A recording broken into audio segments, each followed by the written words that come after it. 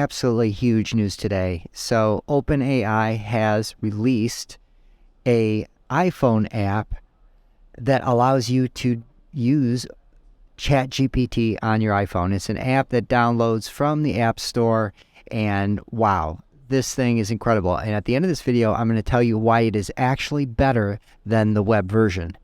That's right.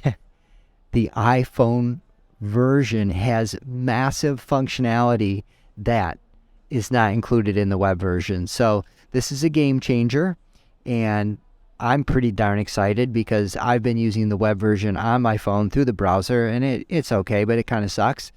This thing is going to actually blow your mind.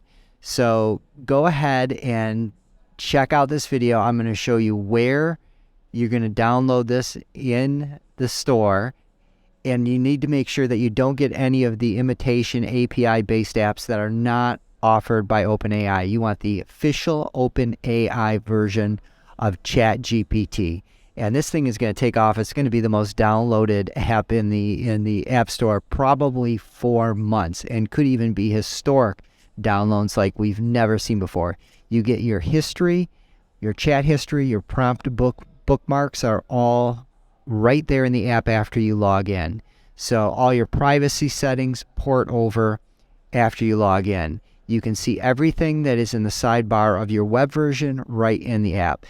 But here it is. This is better. This iPhone version is better than the web app. And here is why. There's a functionality in the playground that OpenAI offers called Whisper, and it's a voice recognition dictation software. So you just talk at the phone. Your prompts are in plain English by voice. My name's Enrico. We'll see you next time.